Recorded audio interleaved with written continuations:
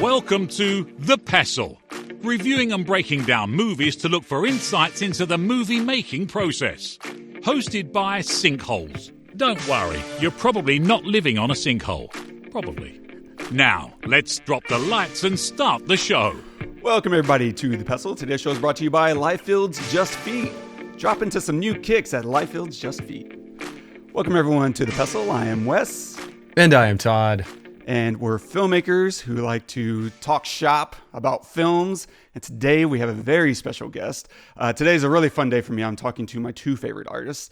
Of course, Todd is every week, but today we're also joined by an actual artist, Elissa Marie. Hello.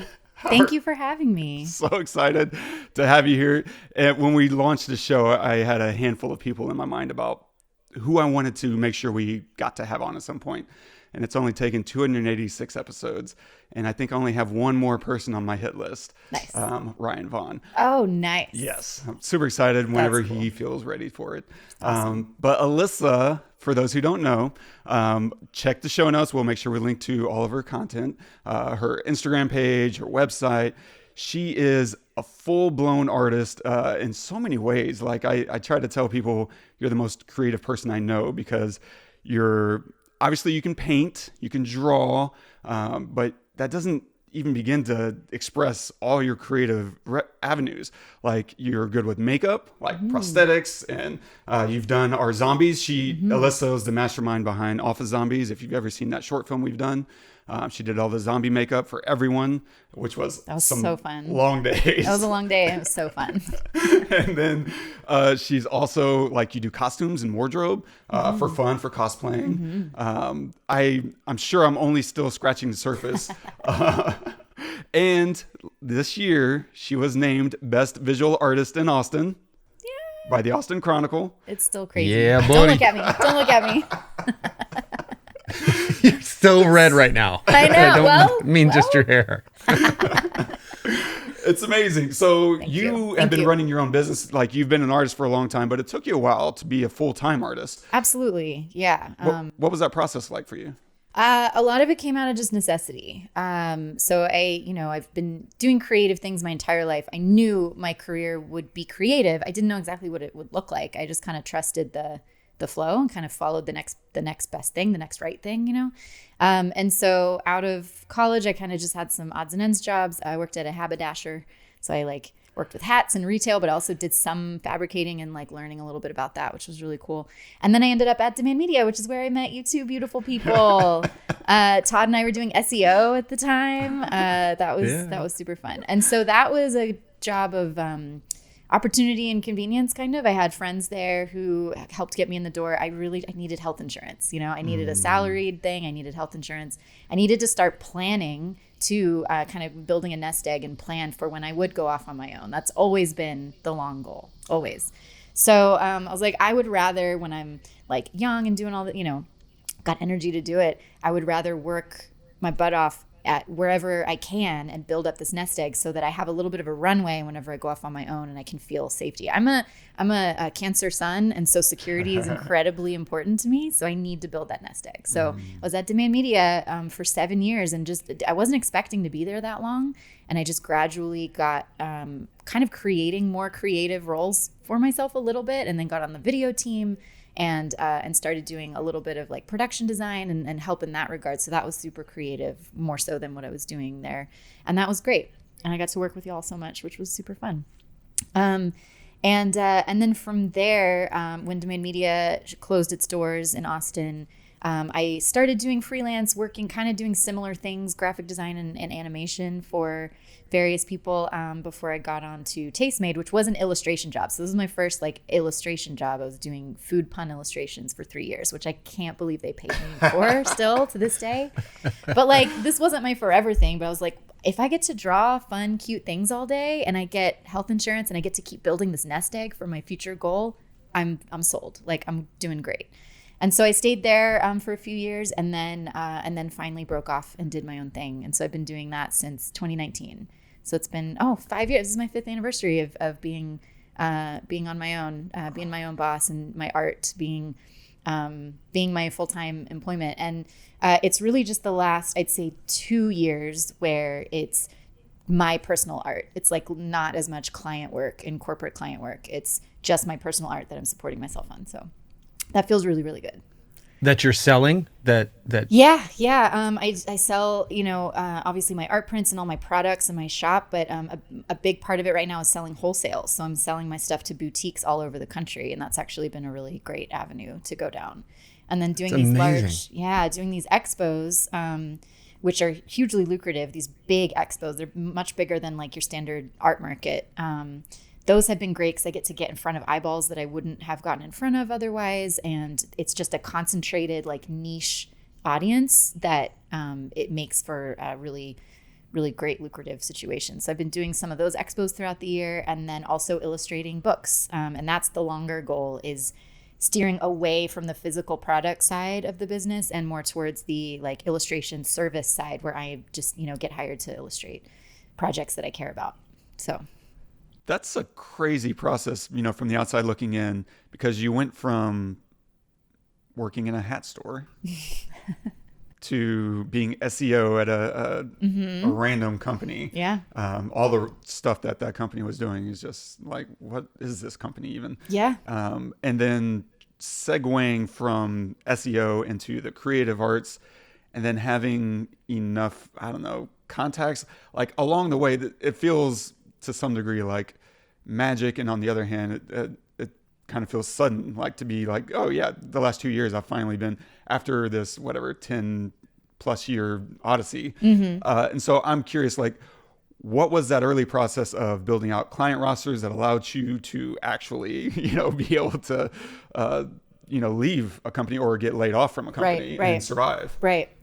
So I definitely, I think, created a lot of networking and contacts at these random tech companies I worked for. Demand Media and Tastemade both. A lot of people would break off and kind of start their own thing, and they would remember me, and they would contact me. I honestly didn't have to do a ton of searching on my own, which is great. I would get reached out to and like, hey, is this even something you do? And I'm like, yeah, I'll figure it out. And I would figure it out. And that's also, there's a huge part of my ethos too, is just like resourcefulness. Like, yeah, I will figure it out. I'm confident in that. And then it would be that contact knew a contact. Hey, I've got this friend who wants to illustrate this thing, or hey, I've got this friend who wants to animate this thing. Can you help with that? And I'm like, absolutely. So it was very much a spider web of all of these people I met over that decade in tech, meeting all of these people who then went off and did all these other projects, and those people went off and did all, you know what I mean? And so at work, then you have to be showing people what you can do, what you're capable of. I mean, it's not like they can be thinking about you in a creative field if you're just... Well, I will always try to make something more creative when I can. Like if it's a mundane task, I'm going to figure out a way to make it fun and creative and maybe a little bit different.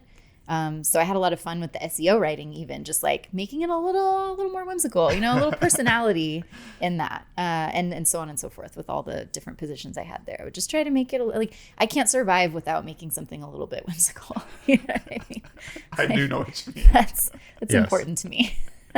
So the when you say that when you've been on your personal journey since since Demand Media, right? And then you've been taking these other jobs that have helped support you. First I want to say something, and then I'll have a question. So the first thing I'll say is that I think that a lot of times gets a bad rap by a lot of people who are not in creative, of like taking this job, this plan B kind of thing.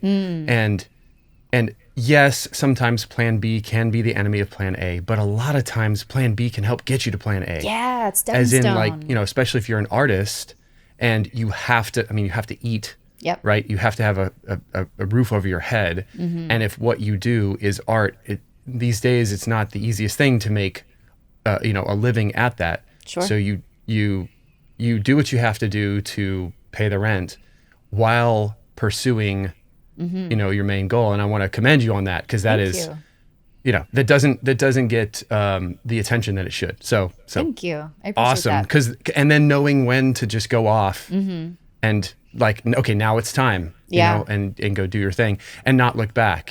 Wes, you did the same thing. Like I just feel like I'm surrounded by these people that do what they got to do to be able to do what they want to do, and then they go do what they want to do. Yeah, you're pretty cool too. You do really awesome things. Well, I still have the day job, so I'm not. But that's I haven't okay. dropped that. You've got a family too, like That's true. Different situations. But my question is, okay, so you go off and you're doing your own thing, and then you mentioned that you do these expos, and that you're connecting with people. Does it come to you, or do you have to hit the pavement and go make these phone calls, like knock on these people's doors and check up on these people? Or like, do you have like a regimen? You wake up every day and you're like, okay, I'm going to do these things, or this week I've got to do these 4 things, and so in 6 months I'll be in this expo. Like, is there a plan that you have, or does it usually come to you? I don't chase, I attract. No, I'm just kidding. That is sick. Oh my gosh. Can I quote you on that shit? That was great. Yes, absolutely. And that's actually like a mantra you can tell yourself, just to like kind of power you up a little bit. Just be like, I don't chase, I attract. And I also trust my intuitive instincts a lot, and that's kind of how I've ended up where I have, where it's like in the moment, where is my gut kind of pulling me, or what opportunities that might pop up feel right. Because I've definitely taken some opportunities, learned they weren't really great, but it still was a stepping stone to the next thing, and I also learned, like, okay, now I know I'm not gonna take this kind of client just because I need a paycheck. Like it needs to be something I believe in, or whatever the situation is. So that's every single experience. I learn a lot, and I take that to the next one, and then I follow my gut to the next one. I follow my gut to the next one. To answer your question, though, I really don't think that currently I'm not doing a ton of outreach to find like new clients, new things. They have kind of fallen into my lap a little bit, and I don't mean to make that sound magical. Like I didn't do work to get there. I have done work to get to this point where I do have these networks that allow these opportunities to kind of present themselves, which is really cool. And I guess my piece of that would be really recognizing when it is a great opportunity. I'm like, an absolute yes. If it's an absolute yes, I'm going to go for it, even if it feels hard right now or whatever. If I have some hesitation, I'm like, this doesn't really feel right, or I need more information, it's usually going to be a no. And so I think trusting my intuition in that regard has really played a huge role in my path. That's awesome. I mean, the only thing I can really compare that to for me was our move out here to the Bay. Like it went from my wife not having a job and looking everywhere and not finding anything that could support our family as a teacher, to within 3 weeks, we moved halfway across the country and we're in a completely new place, and she was making double what she ever made in Texas. That's amazing. It's crazy. Yeah. It's crazy. But that what you were talking about is like following your gut. And when you were saying that, I thought, when was the last time I did that? Oh my gosh, I think I've done it since then, but that was a big thing. I mean, you're moving your whole family across the country, sure. on a you can have this job for a year and then we'll see what happens kind of thing. Yeah. And I did that. Obviously I had support with my wife. And my kids were pretty cool about it too. But awesome. But yeah, it actually felt less scary to let go than it did to worry about what was going to come after the thing that I was, following my gut about. Yeah, absolutely. Right. Is that how you felt? Yeah, or feel, definitely. I guess. It's getting more so that way, right? Like I now have a track record of over a decade of 15 years now of going through things and figuring it out. And so that track record helps trust myself a little bit more, which is difficult to do. I mean, I think true deep confidence is really hard, especially in just the society we live in. And so knowing that like I can hustle when I need to, like if this all falls apart, I can go get a coffee shop job. I can go whatever. Like I can hustle if I absolutely need to. I have no shame about it. You do what you got to do. And like, no one will ever take away my creative projects. Like I'm always going to have those. That whole decade I was in tech, I was doing my side hustle the whole time. And sometimes it was way on a back burner, but it was still there. I really identify with that a lot. Sorry, that was wildly loud. It's okay. I really want to hear you, Wes. But like that mentality of, you know, if it doesn't work out, that's okay. I have tenacity, and it doesn't matter because, I mean, for me, I grew up, you know, with a pretty poor background. And so I know what it's like to not have money already. So you're not really going to scare me away from from that prospect. But I also got to see like my parents, who didn't do this when I was a kid, unfortunately, but whenever I became an adult, they started taking more risk. My mom launched her own business, and there was ups and downs with that. My dad, who worked in the oil field my entire life, started getting bigger, higher level stuff to where he was making like crazy money, like $25,000 a month kind of money, and which was just bonkers, right? No, I never saw any of that, but you know, it was awesome for him. But then what I really always took encouragement from, because I was still like, this was in my 20s before I really stepped out and started trying to be an artist full time, is that he would make that kind of money and then work would go slow. Suddenly there was a boom or a bust in the industry, and no one was working, and he would be like, okay. And then he would go start mowing lawns. Like, can you imagine going from making $200,000, $300,000 a year to, I'm going to go mow lawns now. Wow. Just to make sure I have income. Yeah. I mean, I love that work ethic. Yeah. Like, It's amazing. yeah. So I think a lot of people get hung up on the prestige or the like, I've leveled up, I can't go backwards. Like, it's not backwards. You're surviving. You're doing what you got to do. Doing what you got to do. And it's that mentality that I was like, you know what? If it's not too good for him, nothing's too good for me. And there's been times when I was literally, I think at one point, a week away from going and applying at Five Guys and Fries. I was like, you know what, if that's what it is. And then luckily a project comes along. I think at that point specifically, Demand Media brought me in to do some contract work. I was like, cool, I don't have to do that this time. Yeah. But it doesn't Maybe matter. next month. Yeah, maybe next month. We'll see. But it's that mentality that it's scary. And for a guy like on the dating scene, it doesn't make you more attractive, I got to tell you. But that's okay. Like at the end of the day, I don't chase, I attract. And then that's a mantra I'm definitely going to start owning, because that is the reality. And I've never been afraid of like, you know what, if someone isn't okay with that, that's okay. This isn't going to be the life for them. Yeah, exactly. And if they don't recognize your ambition under that and like understand, then they're probably not worth your time anyway. 100%. Yeah. And that's the game, Todd. I don't care what you say. I think in our 286 episodes, the greatest line ever uttered was that. The most effective line. Yeah. I don't chase, I attract. I mean, especially, I don't know. I'm just, I knew this was going to be a great episode, but man. Yeah. I'm glad mic drop. Elissa Marie. That mentality is a big mentality in the dance studio I was talking about before we started recording. I joined this dance studio last September, so it's coming up on a year, and it has been kind of life-changing. It's been great. So anyway, that's an idea that we talk about a lot, is to, you know, like attracts like, and the things that are kind of meant for you will find you, or you'll find them, you know. And I think that's a cool philosophy. That's so gnarly. Well, thank you so much for all of that. I think there's another thing that's like attracting like there might discuss. be. Yeah. Huh. What are we covering today, Todd? Today we are covering The Dark Crystal. So if you haven't seen this film, please pause it and go watch it. I believe it's streaming on Peacock, but if not, it's like $4 or something like that, because we're gonna spoil a bunch of stuff. Yes, we'll spoil as much as we possibly can. We'll definitely look at some of the cinematography with lighting, maybe some of the camera work, as well as talk a lot about puppetry and directing.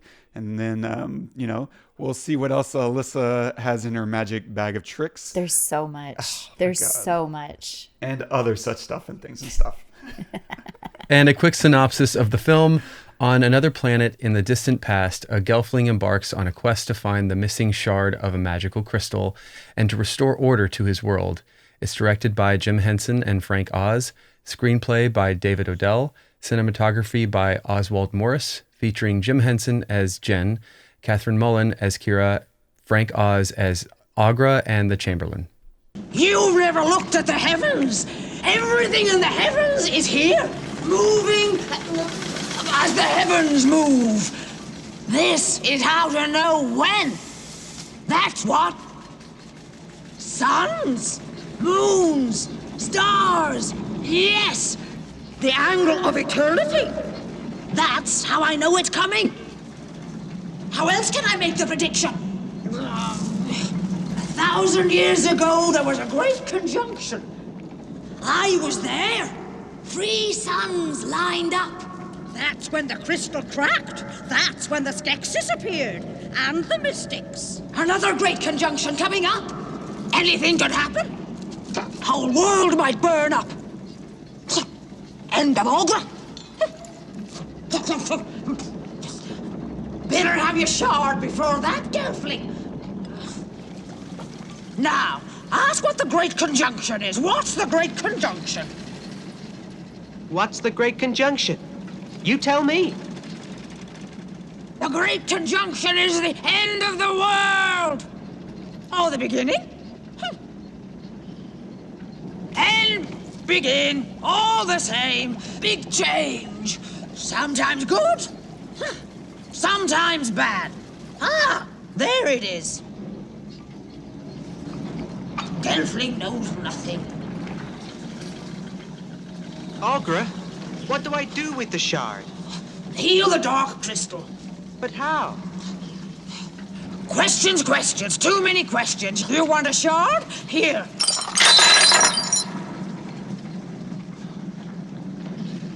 Which one is it? Don't know.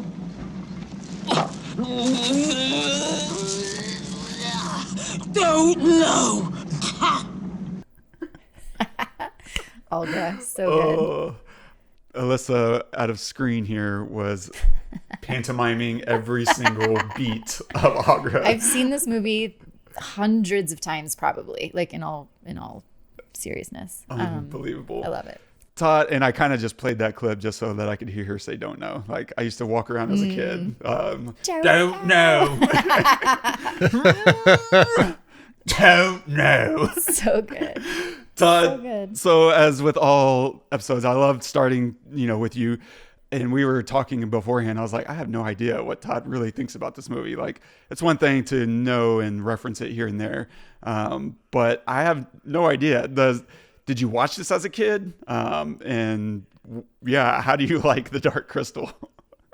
I'd never seen it before. Never? Never. This will be so Never. interesting because I was just saying how different it is people who have saw it in childhood and continue to love it, or saw it in childhood and adulthood, versus people who see it for the first time in adulthood. Very different experience. Yeah. So, I mean, I'm familiar with Jim Henson's work, and huge fan. So I think someone who might not be familiar with Jim Henson's work in general, and like maybe, a 15-year-old watching The Dark Crystal today might be like, what is this? Like, I don't know if they get it or not, but and I think part of it is because there's just so much quote unquote content out there that the actual making of the thing isn't as special to people. People just think, oh, stuff gets made, But if you watch this movie from any perspective, but from a storytelling perspective, knowing when did it come out? 82? 82? Mm-hmm. Okay. And from a set design perspective and the perspective of I guess shot planning, because, and I say that because like, if you look at it, sometimes you can tell, okay, this is a puppet right now. Like when they were writing those creatures at some point where they were going really fast, it felt like at some point it might've been that, okay, they're a puppet. At another point, it might have been, no, somebody's actually in that suit, or somebody's not in the suit, but her head is turning. How are they, while it's moving, how are they doing that? And then the world that they build, you have to remember, like this is the stuff that's not practical, the stuff that's CGI. You can tell what's CGI and what's There's not. no Everything else is CGI. practical. Everything else was built by hand. Yeah, there's composites. by but people. no There's CGI. composites, but there's no CGI. Right. The what? There's Sorry? Composites, but there's no Well, CGI. yeah, sorry. When I say CGI, that's Okay. what I mean, because it's 1982. Okay. Right. All right. Keep me honest. I like it. Keep me honest. We're like, actually. Yeah.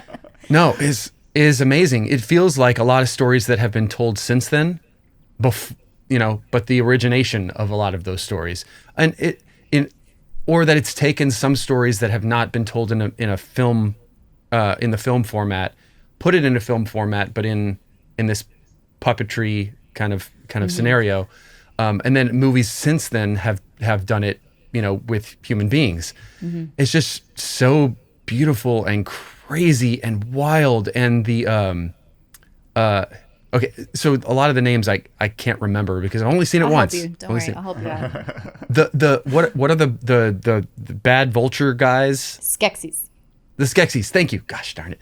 Okay, so the Skeksis. Yeah. The design of each of those is so fantastic. That was the thing for me that I just kept coming back to every time they would go to their lair, and they'd be talking and fighting and eating and all. When puppets eat, I love it.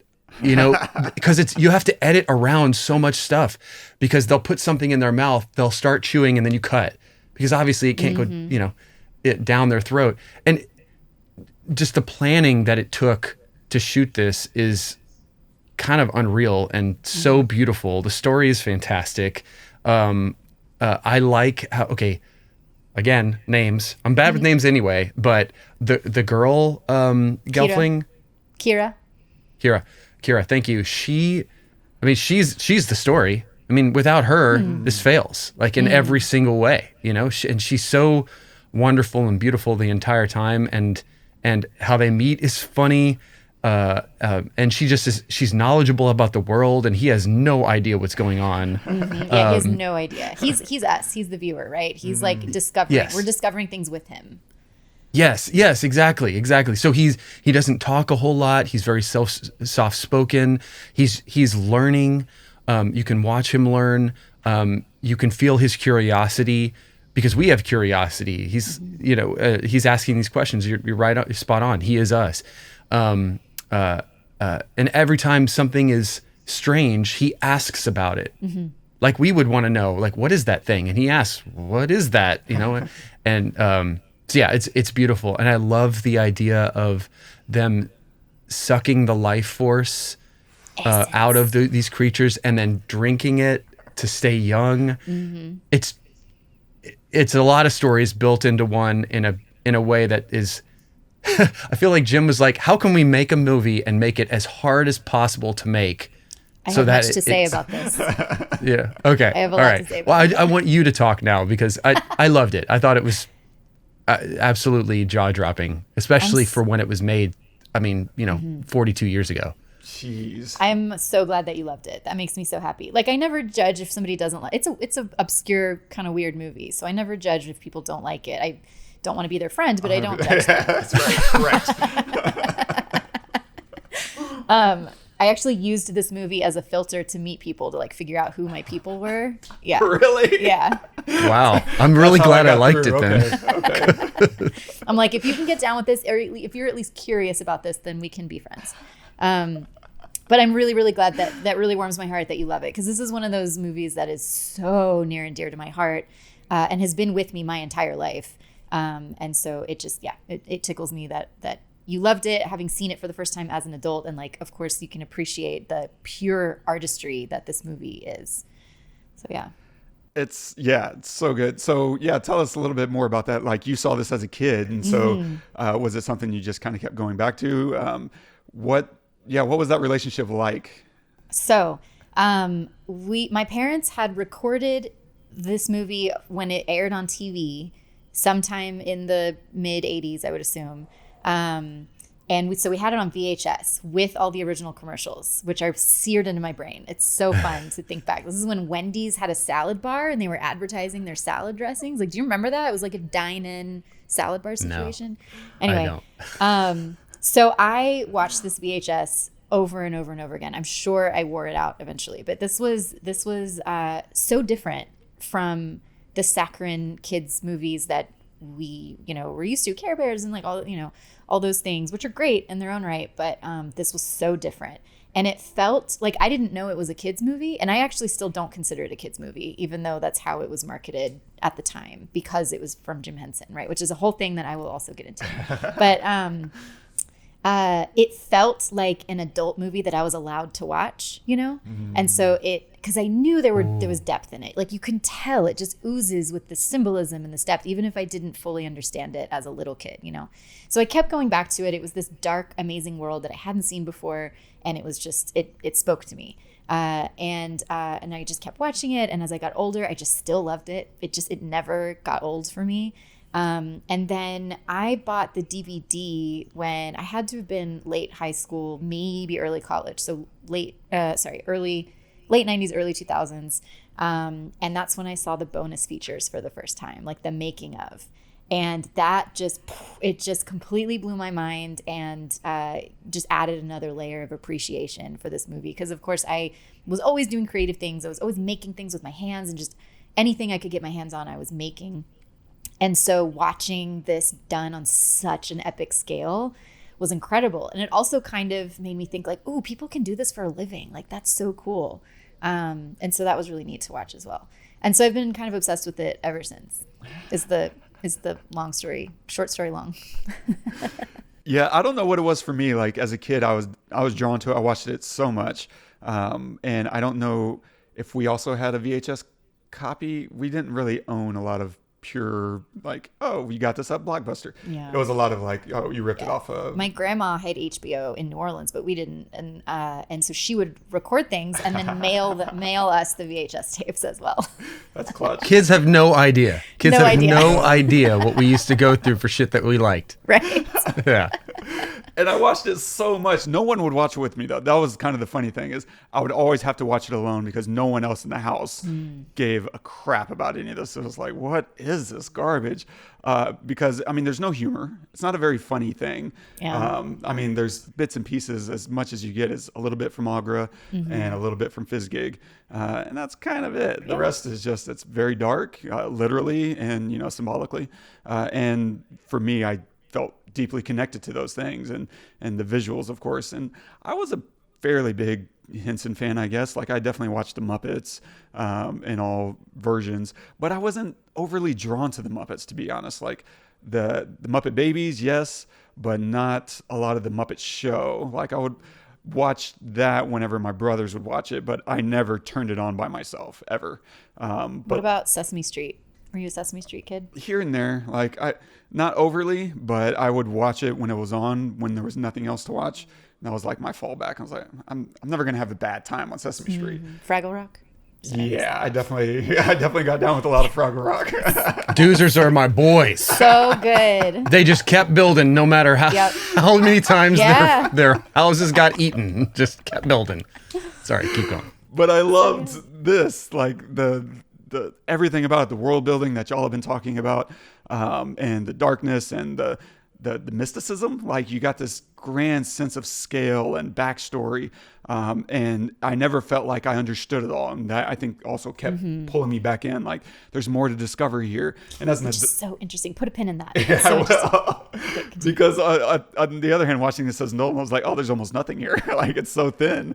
But it's the sense of depth you get from the way people talk about the world, and the way they just keep layering other things in. You get to the end of this movie and they're still giving you more, because you spend, 85 minutes of this thing, and then for 2 minutes, you get to see these other beings that you don't even know anything about. And that lack of care for budget is just hard to like flinch, away from, because he just was like, you know what? I don't care if this thing's going to be on screen for 5-10 seconds. We're going to go there. Like the flashbacks blew me away when we're just sitting in this 1 minute, 90-second montage of Jen and Kira, right? They touch. Dream fasting. And you see all these scenes and them as kids and them bathing. Like there's Very good storytelling in that minute, right? Incredible. Like you understand what they went through and they're overlapping, and it was very efficient storytelling. And you also get a sense that they are understanding this about each other so strong, because even as that stuff is happening, you hear Jen say, Kira, look out, and he's Yeah, they're like in experiencing. each other's. It's such a beautiful sequence to connect those characters and to help the audience understand everything, their backstory, as well as what's happening with them in that very moment. But some of those moments are so fast. And they built out these worlds. Now, some of it you're just reusing and recycling your sets. Sure. But other things that you're creating whole new props and puppets, and getting just for this quick moment, we're going to let him be a baby in a waterfall. Like, that's a lot of work to make sure that puppet doesn't get, and we see that with Jen whenever he goes into the swamp. Like, getting your props wet like that creates a whole different mentality when you're constructing your puppets that I don't have any understanding about whatsoever. But you have to build that into your modeling, and to just go to those lengths. And then you get to the end of the movie and you're seeing these beings like that you really don't even get a strong look at. But you could tell there's so much detail in these guys that it doesn't matter if some of it's blown out and some of it's opaque and some of it's not. Like, it's just a beautiful sentiment of, I'm taking this as seriously as human possible. I'm treating my audience, these kids, right? It's marketed towards kids, and he is making it for kids, as much as he's making it for himself. Like, this is something that everyone can get into, and you can't ignore kids. Absolutely. And so to put that level of thought and detail and immersion into it is just outrageous. To take it as seriously as any other project he's going to do. He's going to treat it, just as seriously as Ridley Scott's going to treat, Legend. That's a crazy amount of detail and work that you just don't see. I mean, even now we're seeing people spend millions and millions of dollars and treating it like trash, just throwing it all away without any respect to the audience, let alone to the process. And Jim Henson just respects the process and does not look down on it. None of it's condescending ever. And I think that those are all things, as a kid, not feeling taken seriously. This took me seriously. Absolutely. That's something I wrote in my notes, was that even as a kid, I did not feel pandered to. Yes. There were real life issues in this movie that they didn't shy away from, which I thought was really great. Yeah. And on your note, I think Jim Henson, I think it was all about the process. Like, this was his art, his passion project. He was having all this success with the Muppet Show and doing that simultaneously, by the way, while they were making this film. And he, can I just get into my Jim By all Henson tirade? means. Okay. So he was feeling very boxed in. Let me back up a little bit.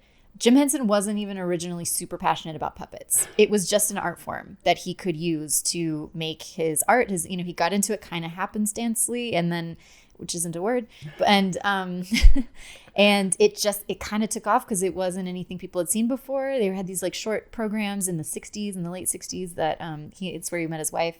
He and his wife worked on, and then it kind of just grew and grew. And he was passionate about innovation, and he was passionate about tinkering and figuring things out. And so he wanted to take something that people hadn't seen before and turn it on its head, which is kind of the evolution of how the Muppet Show came about, and the Muppets became huge. So he started feeling boxed in by the Muppets and kids entertainment, because he had done Sesame Street, and so he was feeling really boxed in, and he's like, I need to break out of this. I can't just be the Muppet guy. And so he had this idea for this he wanted to make just a bona fide cinematic film that happened to be completely made with puppets and practical effects. And so that's how this kind of came about. And on your note that we put a pin in earlier, and I didn't know this until the other night when I rewatched some of the making of, they built the world before they wrote the story. So they fleshed out this whole world and did test footage with movement and figuring things out before, and that they let the story kind of evolve with it. But building the world was Jim Henson's the first goal. And so, and he discovered Brian Froud early on in the process and brought him on as the conceptual designer, because he just thought his vision for this dark fantasy film, Brian Froud's art style was perfect for, which of course it was. And so that just created this amazing collaboration. He didn't even know that Frank Oz was also a sculptor. He thought he was just an illustrator. And so Brian Froud, when he hired Brian Froud, he didn't know he also sculpted. And so once he's on the team, he's like, oh yeah, I can just sculpt that. And so he would sculpt these maquettes, of his creatures that he drew. So that was just so cool. God. Yeah, so cool. And so the world, and this is actually something that the critics didn't like about it early on. It actually was kind of a box office flop. It wasn't, it didn't do bad, but it didn't do great. Yeah. Like it, you know, and a lot of people thought that there was too much unsaid, which is what I love about it. Yeah. That there's so much to discover and so much that it leaves open for your own curiosity to fill in or to be curious about or to wonder. But something the critics didn't like was that, like, you've built this whole world. There's still so many questions. There's still so many things we haven't discovered. Like, why leave us with all that? Why create all that? Like you said, like these flashback scenes, they put so much love and effort into it for like a second, but it didn't matter. It was so important. It was so important to the world building. The world building was the main love child of this project, which I thought was so cool. And if you just to add on that, if you answer every question for a child, it's not as mysterious. Exactly. I mean, for adults too, we talk about this on the show all the time of like, don't treat me like an idiot. Yes. You know, don't give me all the answers. Let me walk away with it so that it can become my film. Yes. Exactly. You know? Exactly. Yeah. And I think that Jim Henson and Frank Oz, this was their movie directorial debut. They had never directed a film before, either of them.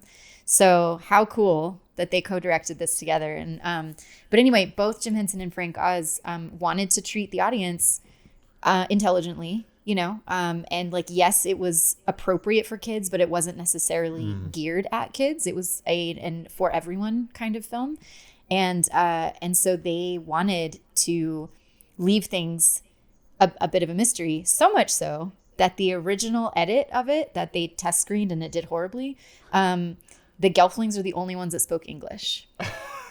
And the rest of the characters spoke fantasy languages that they created without subtitles.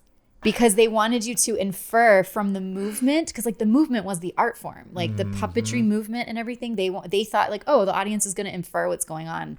And then the test screen went so poorly. And so all of the audio that's not Gelfling, like all of the English audio was done in post. Oh my God. Which is nuts. That's awesome. I was curious about that. There's some moments with Aughra where I was like, that sounded... Yeah. But the rest I wouldn't have known.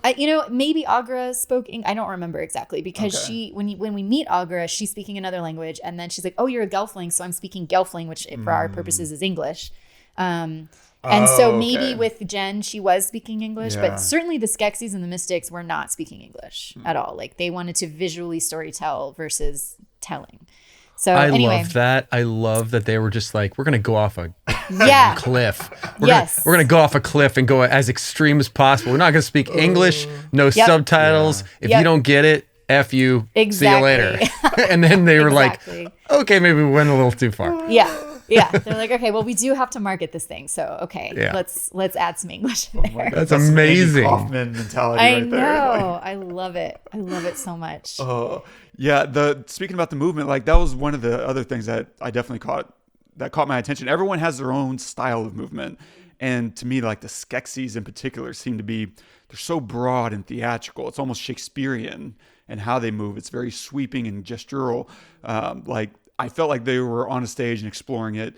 And it also speaks to, I think, their mentality. Like they are royalty. And so they move and act like it, which is why I think. And make themselves look bigger than they are. Yeah, definitely. It's all kind of laced in. And you feel all that, even if you're not, thinking about it. Like this is the first time I really thought about it. And I was like, oh, but it's in there. Totally. What I love also behind the scenes thing is there's probably thousands of hours of test footage. They did so much test footage to see what certain movements look like on camera. And often the movement came before the puppet. Like and this is the tinkering side of Jim Henson. He's like, what's the most innovative way we can move either a human body that's in a suit or, hand, whatever the movement is. How can we make this movement be so expressive and subtle? Because it's not Muppets flopping around. It's like subtle but specific artful movement for that character. They would do test footage with like foam, like just kind of armature around people, just to see how things move, and then they would build the character around it, which is so cool as well. And they brought in mimes, acrobats, circus performers. who weren't puppeteers. They were movement experts. And so they brought those people in to puppeteer, especially like the Gartham, which are the beetle soldiers, and the Mystics, especially, because those were so physically taxing, and the Landstriders. All of them really were all very physically demanding, hugely physically demanding. The Mystics especially, they're in a crouched position, walking in a crouched position on your haunches, with your dominant arm holding the weight of the head and your other arm being one of the arms, and then the other arms are robotic usually, or or puppeted by other people, and then walking with this weight on your arm, like hugely physically demanding. The Gartham costumes were 70 pounds plus, and so they could only do short spurts of shots with those, and then they built these custom racks to hang them on so they could get a rest from the weight between shots. Just bizarre. Anyway, so what I love about Jim Henson too with this movie is he is innovation focused. He's collaboratively focused. He doesn't have to have the best idea in the room. He wants the best idea, no matter who it comes from. And one of the solutions they came to with this was one of their circus performers came in on set one day wearing his stilts. Just like, I don't know if he was pitching it or if he just brought his stilts to work that day. And Jim Henson was like, ooh, we can use that. And that's how they came up with the Landstriders. Like, what if we put stilts on their arms too? And then they're on all fours.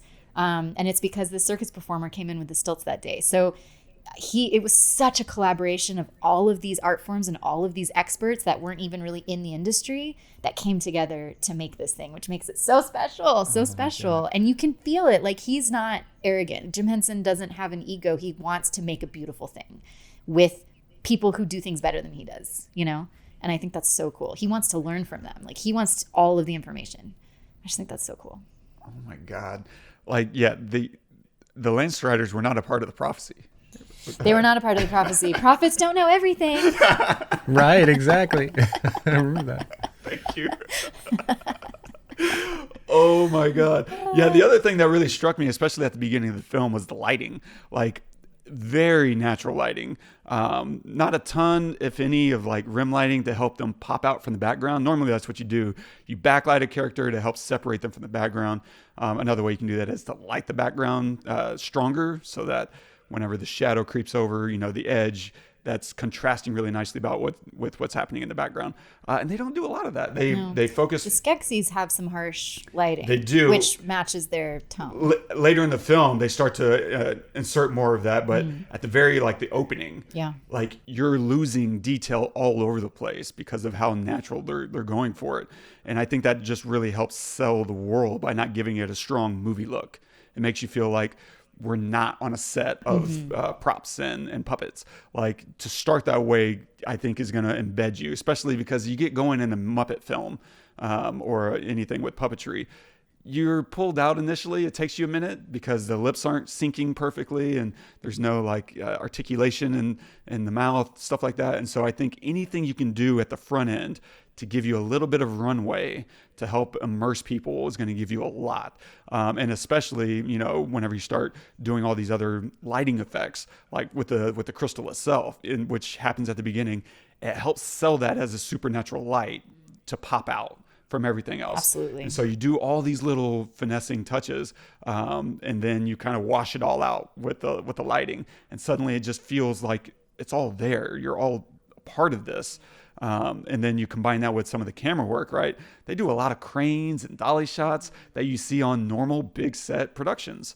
And seeing those huge movements, I think, also helps sell the world, right? You're seeing the entire puppet. Yeah, absolutely. Their feet, there's no strings or sock puppets, right? And so whenever you see that, your mind just stops believing that these are puppets at a certain point. Exactly. And I think that was a goal. Like, he wanted to push the medium of puppetry into realism. He's like, how far can we push this? How real can we make this look? Which was a challenge because it means you have to focus on subtlety, especially the Gelflings, who are the most humanoid in this world and kind of what we relate to, the character we relate to. The subtlety of their faces, just the design, they went through so many iterations of Gelflings that to get to a point where it wasn't creepy and it was like humanoid enough for us to really relate on an empathetic level, and but like still otherworldly. And then to have the subtle robotic facial expressions was a huge challenge for them. different from what they usually did. And then you get into like those other moments with the draining their essence. Yeah. Right? Oh yeah. And you're seeing these characters not just lose definition in their skin and their eyes and all this, but sucked it in from the inside. Yeah. But then they're also giving them these erratic breathing patterns that suddenly stop whenever the crystal turns off. And then they're back, but they're not really back. There's a hollowness to them still. And there's so many weird little details that the breathing alone is just this very empathetic thing that you never see in puppets. But whenever you're watching a character breathe, that's human, and you can't help but feel what they're feeling, and that just raises the stakes so much. That's awesome. I didn't really think about the breath that much. It makes total sense. Yeah. It's amazing. And the empathy just goes into overdrive whenever I'm watching those scenes. So it's like, They're also very intense. Yeah. It's like, oh, are they going to make it out of this? What's happening? Yeah. So did they also build costumes so there's people in them sometimes? So so the Skeksis and the Mystics had people in them, and the Landstriders, the stilt, Were there ever people in the Gelflings? Yes. So for Okay. certain shots, only for certain shots. Right. And what I love about it is, as a kid, I remember being like, oh, that's probably like a stand-in, like a human stand-in. But it didn't bother me. They edited it so beautifully where you just immediately, you have like a couple seconds of this person in a mask and the Gelfling outfit, just to climb up a mountain or do a thing where you needed the whole body moving in a natural way. But it never took away, it never took me out of the world, I don't think. I think they did a really good job of melding that together. Yeah, I feel like I could spot them, but if I was a kid specifically, or I spotted them because I'm watching it analytically, right? Not necessarily because it was wrong. It felt like the movements were how a puppet would have moved, right? It wasn't, so it still felt natural. Feels very and the editing in it is fantastic. And you were talking about the cinematography earlier, Wes, and I just wanted to call it, there was only one shot that I noticed. There might have been others. Again, I've seen this movie one time, so, but I felt like a lot of the shots, 95% of the shots were either locked, still, or moving with the character, right? But there was one shot at the end where it felt like the only dolly shot in the whole thing, at least the one that I noticed, when he's on the crystal and it just dollies around the crystal, like in a circular, I don't know, just dollies around a little bit. And it just jumped out to me because it was the only time, maybe there were other shots, but it was the only time I noticed it. Yeah. And it felt so important. Right. It felt, which it was, is the climax, right? So. Right. So the rest of everything was, we feel very stable with these characters. We're here so I can look at all of the stuff that's going on in the frame because the camera isn't moving all over the place. We're not having a bunch of fast cuts and everything. And so I can really experience the world. And then we have this one shot at the end where there's this movement and it feels so, I mean, I'm going to say, I don't mean it this way, but so professional. Sure. Right. Like any Cinematic. other blockbuster movie, when you get to the climax, you're going to have a dynamic movement of the camera, either slow roll in or this, whatever, which we don't really have any other time. And so it was just really special. It was just really special. And so I felt like what Oswald Morris did by holding back so much made it so special in the end to have that. So anyway, there might have been other moments, but I didn't spot them. Yeah, y'all are more of the cinematography experts. So I did not notice that, but it makes complete sense that it would be that scene because we're observing and then we're sucked into where we're with Jen, on the crystal and on the edge of our seats, like what's going to happen. And that makes total sense that they would throw in that dynamism there. So what is your favorite thing about this film? Like I know sometimes I have my own, my favorite album that I wore out, my favorite tape I wore out growing up, right? For music. But if this is your favorite film, I can't tell you why that was my favorite piece of my favorite record, but I can just tell you kind of the feeling that I had. Do you have a favorite moment, or is there a reason why this is your favorite film? I think that as an adult, the reason it's still my number one favorite film is the artistry and the work that went into it on every aspect, the story, obviously the physical, like the set and the practical and the puppets and the art, all of that. But every piece of it, there was so much thought and care put into it, and it just leaks off the screen. I think that's why I'm still so attracted to it. But yeah, a huge piece of it is the practical fabrication of all of these beautiful things. Like that is really what attracts me, because I love to make stuff like that or see people make stuff like that. It lights me up so much. Inspires you? Yeah, absolutely. Hugely inspiring. Yeah. So when you watch this movie, do you watch it and you're like, I gotta go make something? I am already planning a Mystic cosplay, by the way. So that's great. That's great. So yes. That's fantastic. I'm like, ooh, how are you going to do that leather tooling? Okay, cool. Yeah, it's so much fun to kind of like sync. I want my kids to watch this. You know, I think my daughter would really love it. We were talking about before we started the episode about how my daughter is into art, everything art, specifically painting and everything, but she's gotten into digital art now. And I think like something like this would be right up her alley, especially if I can watch it with her. Yes. Because, you know, nowadays a movie like this might be hard for an 8-year-old to really like get into, because you got so much content out there, and done really well, but like, you know, with new a lot of CGI, a lot of, you know, other stuff, that it would be good for me to sit down with her and talk to her about these things that, hey, actually that was done in camera. Yeah. All of this, they made it. Yeah. They created it. This was, you know, like this is practical, you know, pointing these things out. I highly recommend also showing her after the movie the bonus features, like an hour-long making of. That's part of the bonus features if you own it. Maybe we'll start with that. You might be able to find it on YouTube as well. I'm not sure, but okay. But I think that would add so much to it. Speaking of the kid thing, I forgot to say this earlier. Both Jim Henson and Frank Oz were not afraid to scare children. That was kind of a controversial thing. And Frank Oz said about Jim Henson, he said he didn't think it was healthy for children to feel safe all the time, or to always feel safe, which of course is a controversial thing. I feel like, especially today with like making sure we're not causing childhood trauma with our kids, you know? Yeah.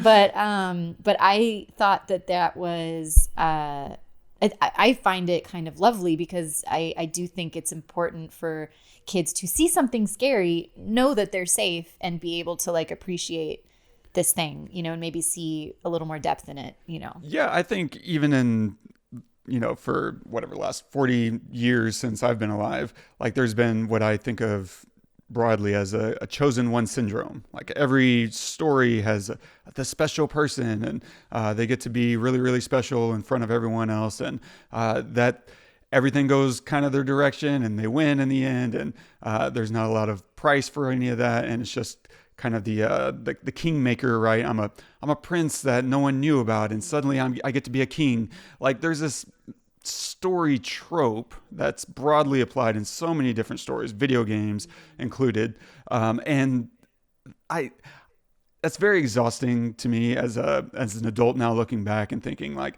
everyone thinks they're going to be the one to save the world, which can be really good and healthy to approach life from that empowering, you know, standpoint. But what I love about this is, even though there is that element of that, right? You know, there's a prophecy, and maybe it's about me, or that kind of idea. This, by contrast, feels so much more lonely and isolated than most chosen one stories. He doesn't know what he's doing at all. And it's not glorified, you know, at any degree. Do you feel like he is happy about any of this? There's no sense of like joy that he's getting out of any of this process, even at the end. And so it's nothing to aspire to. Whenever I watched this as a kid, I never felt like this is something, a journey that I was hoping to go on. But instead, it's kind of saying, I think, that it's okay to feel alone and to look for help, and for others that also feel alone, and to venture forth into dark places. And that's just such a beautiful sentiment that is never hammered home. It's just a part of the journey. And I love that because, yeah, it doesn't shy away from dark things. We see plenty of death. We see the Emperor just crumble. Like it's pretty messed up. I love how they made, back to production just for a minute. Yeah. I love how they made the Skeksis die as they lived in life with just destruction. And the Mystics died as they lived in life, just whispering into glitter. Fade away. Just fade away. Unbothering, not bothering anyone. Just I honestly, so until that happened, when that happened, I was like, wait a minute, what? Because, they don't really explain a lot. I mean, they do, there's a kind of a lot of exposition, at the beginning, but I guess I didn't really connect the two until I saw that happen. And then I thought, oh, that was really interesting, but I still didn't get it until I think another one dies later when I guess he falls into the pit. And also there's like somebody scratches their hand and then it cuts to the Mystic that's like, oh, my hand. Yeah. Yeah. And I was like, oh, they're tied. Okay, that makes sense. And then they go on that journey to the crystal for when the suns line up and just what a cool another layer of the story, right? And I it's think just so awesome. Yeah. I don't know if I mentioned this earlier, but Jim Henson was a very spiritual person and he had a lot of really interesting spiritual ideas and he wanted to fold that into his work.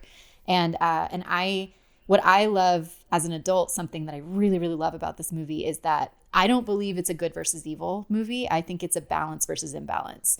And I think it's a very Carl Jungian idea of the path to a higher existence is incorporating all of yourself, your shadows, your good, all of the good and bad together is kind of the only way that we can live a higher existence. So that's what I really loved about it was this balance versus imbalance. It's these extremes. When it's an extreme, it doesn't work, but when they're combined, then it balances and it works. So I love that. We're not destroying evil.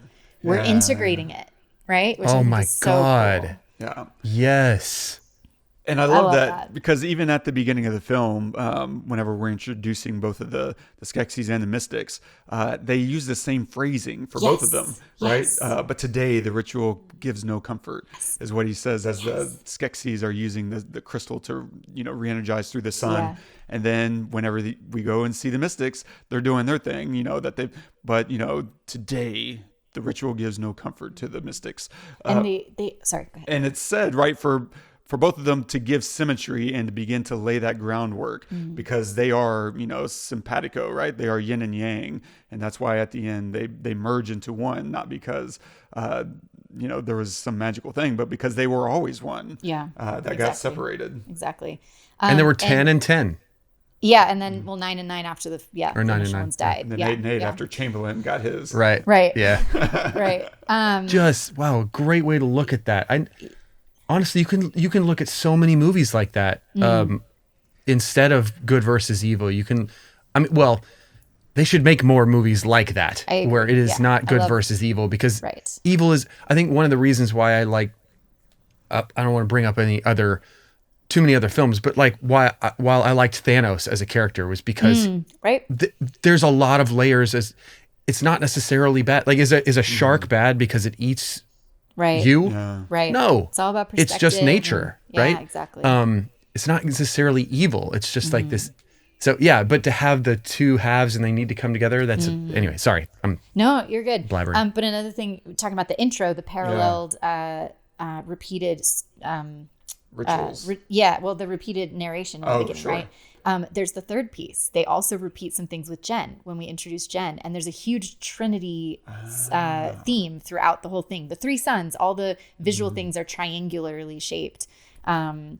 There's the number 3, obviously a very divine number, very symbolic number, representing the cycles of life and the all connectedness. The Ouroboros is a huge symbol throughout this movie as well. And so for me, it's we meet the Skeksis, we learn about them. We meet the Mystics, we learn about them. And then we meet Jen, who is on his own journey, completing this Trinity, and he's the one that's going to make change. And I think that's so cool. Oh my God. And then Aughra has 3 nipples, right? Does she have 3? I was like, what? I wrote this down blink? in my notes. I wrote this down in my notes, though. I was like, I'm so glad they gave Aughra nipples. A detail to add to a puppet. these big old nipples, like you can see through her dress. I just love that. Yeah, you can. Calm down, Wes. So good. I love that. Yeah, but you know, there's not much comedy or lightness in this film, you know, and even the nice moments are usually destroyed irreparably. And this whole story, right? It's an adventure. It's to me, I think it's a play on the hero's journey, or at least incorporating some of those aspects. And you're just moving along in this world. And one of the things that I cannot remember who I heard this from, but they said that they never use the same location twice. Even if you're in a house, we're not going to be in the same room twice. And that keeps the audience kind of engaged and moving forward and refreshed. And this movie is just constantly moving through. Now, they do recycle, you know, several scenes or locations, like the chamber in the castle, yeah. But as we're moving through the world, they're slowly doling out bits and pieces of information as we're exploring it, while also raising the stakes. So like you go and we meet Aughra and we learn, you know, about the shard. And then as he's getting something, a hold on this world, and he's got someone to hold on to, right? The Gartham? Gartham. Thank you. Gartham. I always butcher that. I always think of them as the Beatles. But they come and destroy absolutely everything. Yep. And then they capture her. So like our one refuge is suddenly ripped away from us. And then of course we go to Kira's place and start to explore some of these other things and ask some questions about what to do with the crystal, and discover that we don't really know what we're doing. And we still feel lost. Like we have someone, but now we don't have any of the answers. Okay, great. But at least we have this joy in this moment. And you see Jen just jamming on that pipe. Yeah. He is like getting down. So good. And then that gets ripped away, right? The Gartham come and destroy absolutely everything there. And then we even see like these kind people pulled away. What are they called? Podlings. Podlings. They were yes. literally based on potatoes. Everything's a creative Inspiration source. is everywhere. Yes. And then we see them get drained of their essence, which raises stakes, particularly when we see Kira, you know, get captured and see her threatened. Like, oh, we're going to drain her. Like, no, we've seen what this does.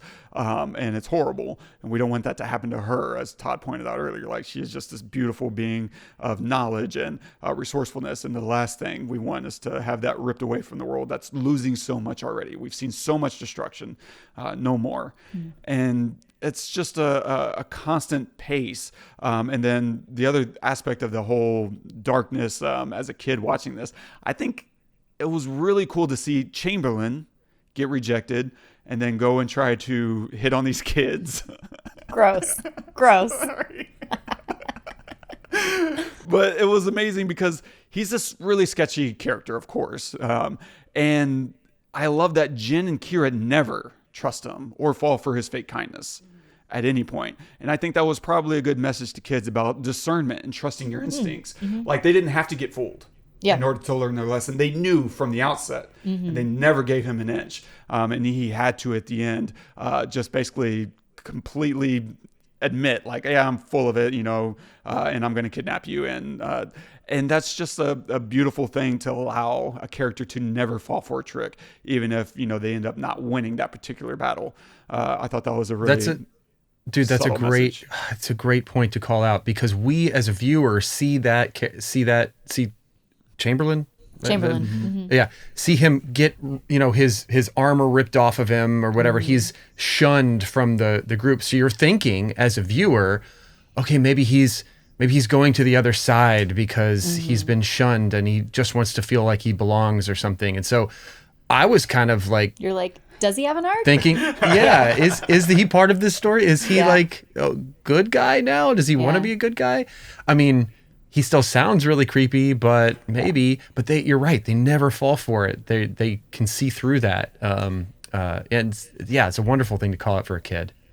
I think that the last thing I'll say is that I just love Kira so much, and I love the fact that this is 1982. You gotta keep in mind when this was put out, and you have a clueless male character being I guess helped, and the whole thing happens and is successful because of the female character who is strong and who guides him through every step of the way and saves his ass. Too. You know, Aughra too, like the only other femme character, right?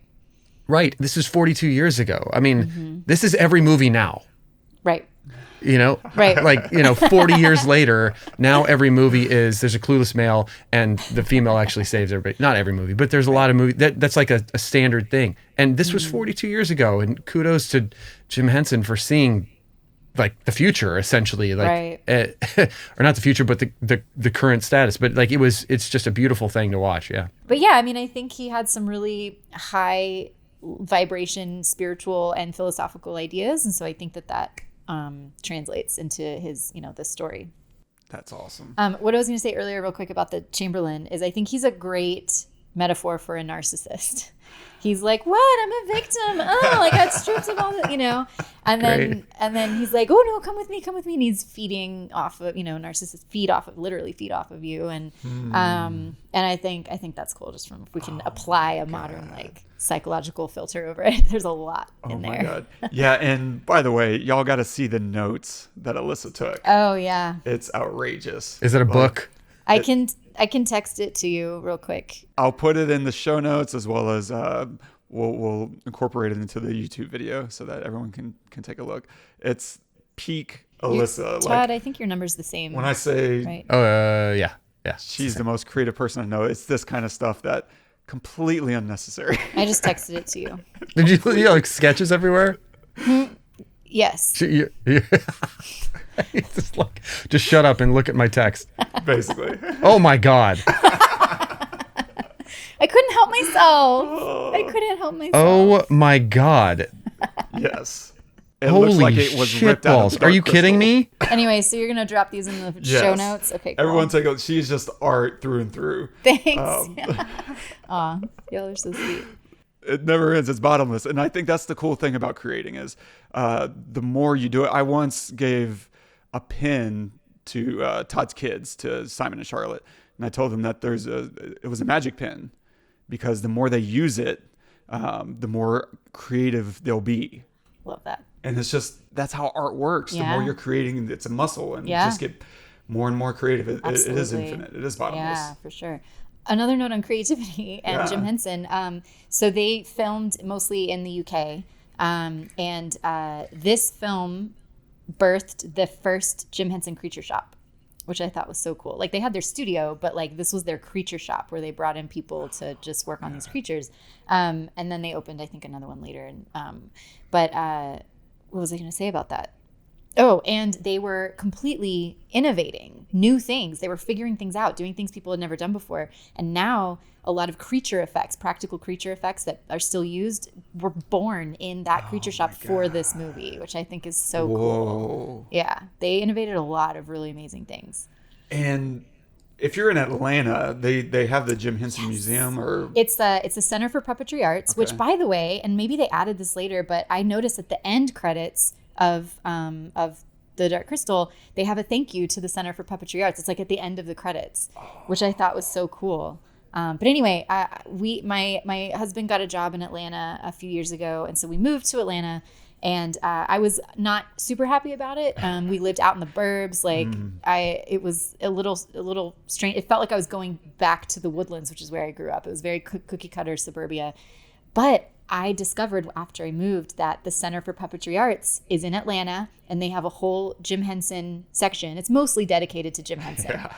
And then they have some things from Labyrinth, some things from Dark Crystal, of course, Sesame Street, Muppets, all that. And then the year after I moved there, they had a special Dark Crystal exhibit, and that's when Wes came to visit me. Wes came to visit me in Atlanta during that exhibit, and so we got to explore and see the puppets from the Dark Crystal in person, and it was amazing. There's details in the puppets that I don't think the film really picks up. I agree. Like seeing Aughra up close. So cool. Unbelievable. Yes. Just the amount of attention they put into every piece of this universe is absolutely crazy.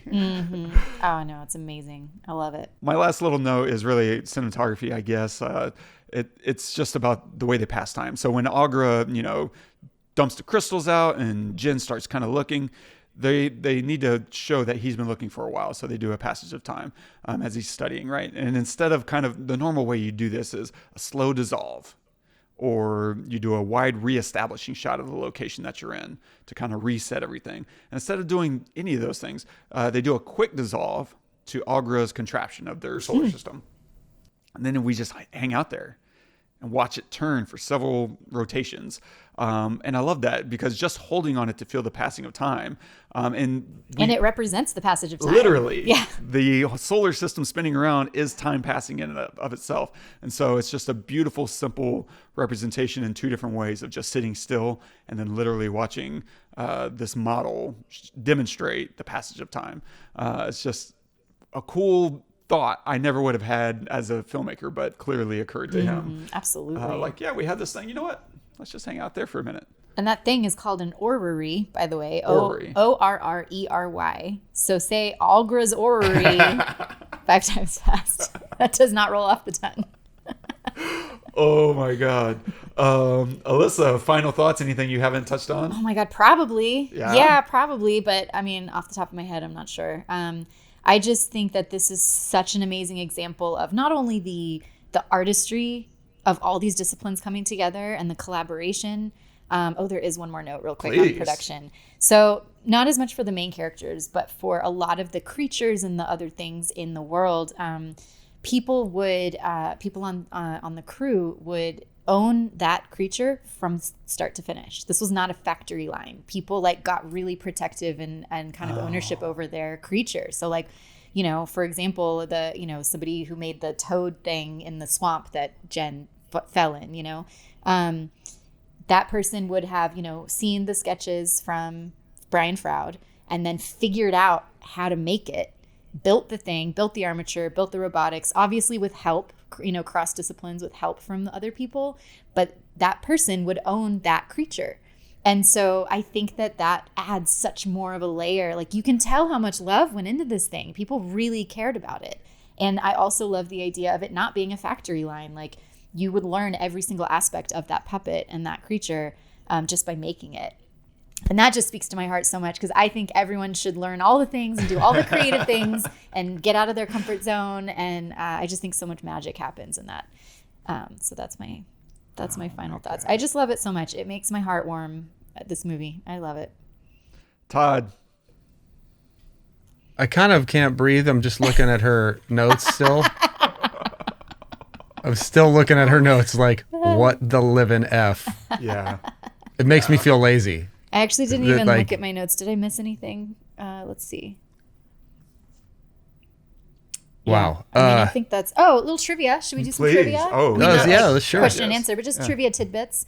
Brian Froud, the conceptual designer, really the concept behind the whole world, on set of The Dark Crystal, met a woman named Wendy who was a puppeteer. She was actually in charge of the Gelfling unit.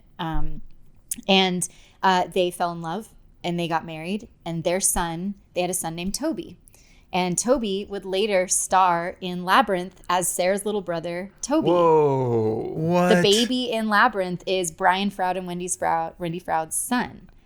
And to this day, Toby is in the puppetry industry. He does puppets and stuff, which is so That's amazing. Cool. I love that kind of trivia.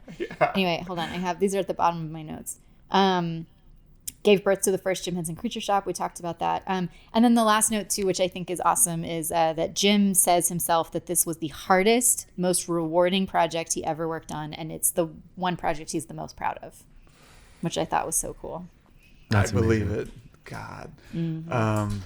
Yeah. So, Todd, are you done looking? Yeah, sorry. I was drooling a little bit.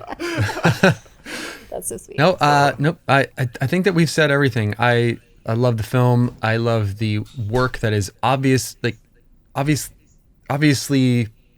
so visual that you can see. You can see the work on the screen and not assume that a lot of work went into it. You can actually literally see it. Mm-hmm. And to know that it was also Jim Henson's favorite project he ever worked on, and he did so much in his life that it just makes it that much more special. If I would have known that before watching it, I probably would have liked it even more while I was watching it. So I'm so just glad you beautiful. liked it.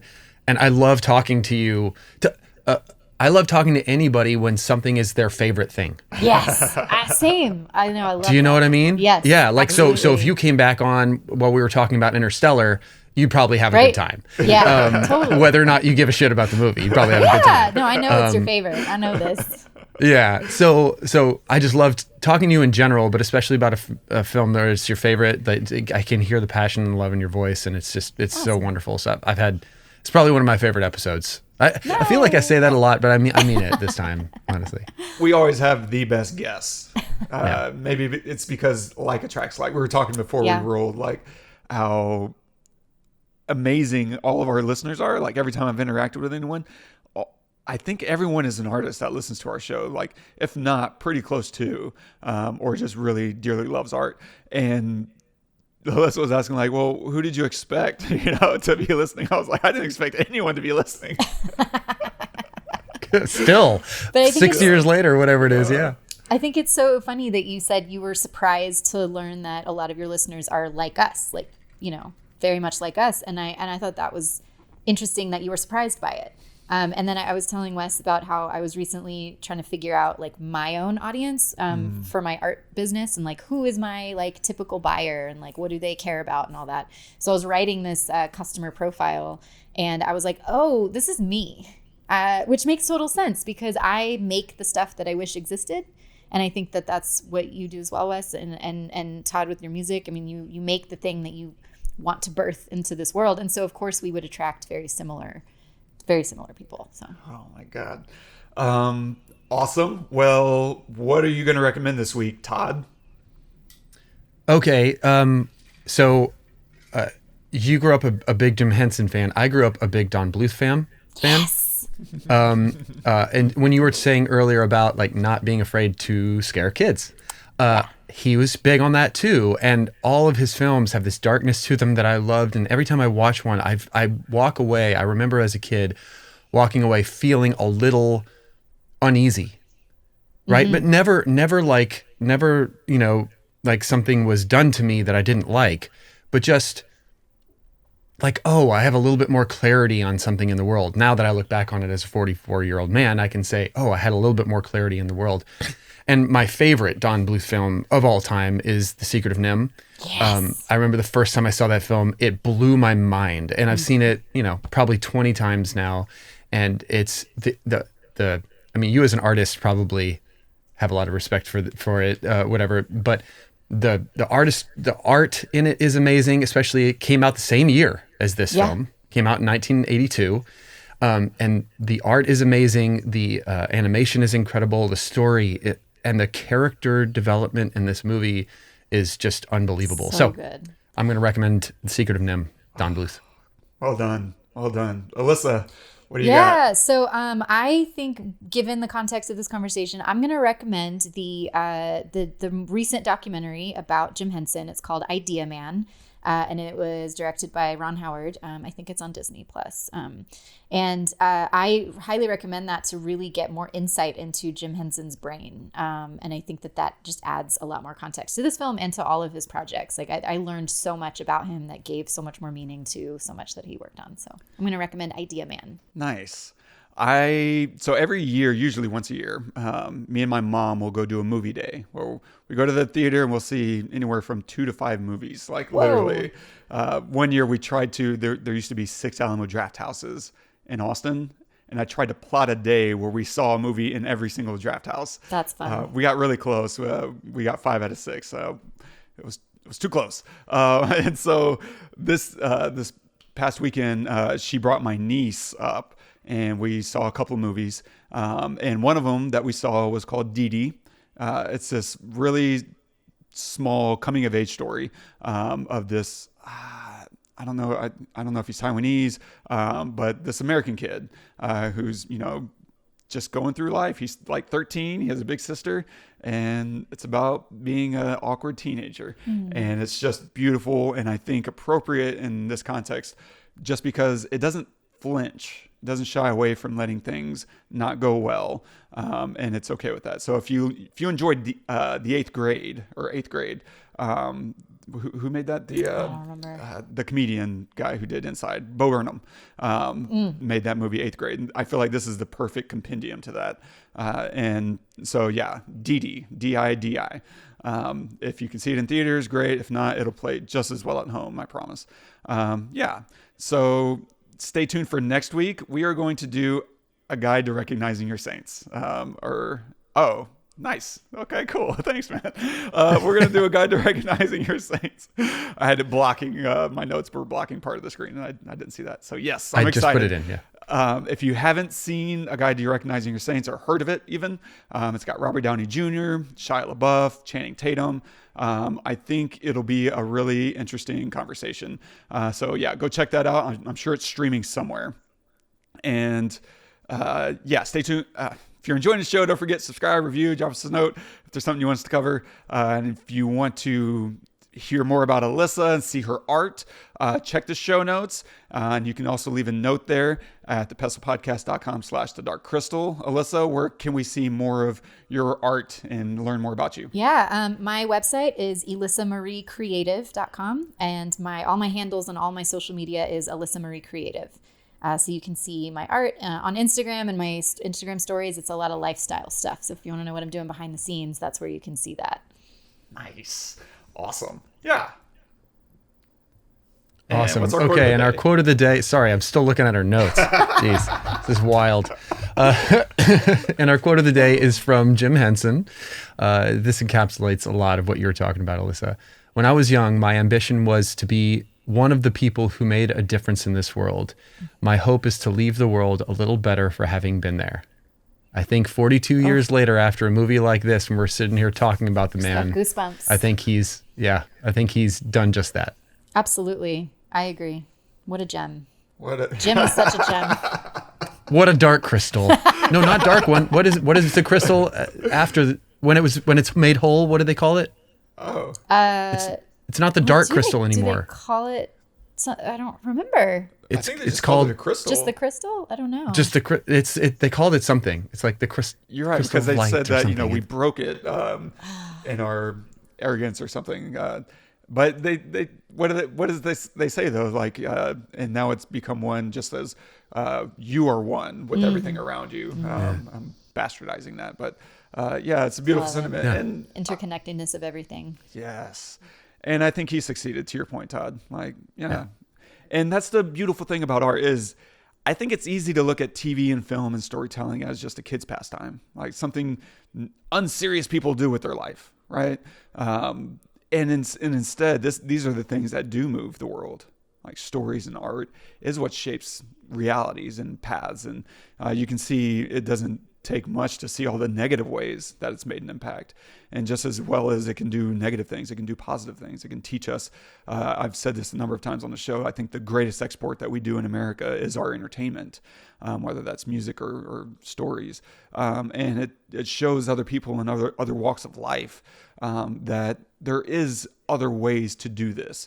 Like I've heard stories of people in North Korea watching American media, watching Titanic and being like, oh my God, like this is a different way of living. And it can inspire revolutions, I really believe. And it probably has at some point. I couldn't quote chapter or verse, but in my heart, I just am sure that's been the case. And it's always been the case, like media of one form or another, literature has, spawned revolutions and even in our own country. And so art, I think, plays a large part of that as well, of inspiring people of what you can be and what you can do. And so, yeah, I think Jim did that. Agreed. Oh. Have you seen that clip of Ethan Hawke talking about art? Oh, no, we can't hear Todd. Oh. Sorry. Have you seen that clip of Ethan Hawke talking about art? No. The necessity of it? It's actually brilliant. I believe it. He says, you have people who ask, why do you do art? And the answer is, you might not care about a poem. You might not care about a painting or even a film. You might not care about any of that stuff until your dad dies, or until you have a breakup or you have a traumatic thing that happens in your world that breaks it down, and you're looking for meaning. And now all of a sudden, that thing that you didn't care about speaks to you in a way that nothing else in the world could. And thank God for that. Art heals. Art heals. Right. And it just put it in perspective for me because sometimes I think, why am I doing that? You know, you get nothing, but the maybe sometimes in the world you get nothing from the world, and you have to find meaning in in why you're doing what you're doing in yourself. And it would just be nice if the world actually like gave me something, some kind of like response even. Sure. But sometimes the response, doesn't have to come to you. It can be somebody else experiencing it in the way that they need to. So I'm glad you said that, Wes. Yeah. Thanks, man. Elissa, I've enjoyed this so much. Same. This is so great. I get to like nerd out about my special interest. With other said nerds. Yes, Love it. absolutely. Well, thank you for joining us so much. Please, anybody who has any desire to learn anything about artistry and to watch Elissa do what she does so well, please look her up because she's just getting started. I know she's been doing this for 15, 20, her whole life, but she's just getting started and she's going to take over the world, I can tell. Thank you for joining us. Please subscribe, review us wherever you get your podcasts. And if there's a film you'd like to see us pick apart, please let us know. Who knows? Maybe we'll do it one day. Until next time, I'm Todd. I'm Wes. And I'm Elissa. Go watch some movies. Pew, pew, pew, pew. The finger guns? Really? I like it. It was like finger fireworks, like pew, pew, pew. Oh, yeah, it was. Yeah. It was. It was like, what do I do with my hands? Cutting. Cutting.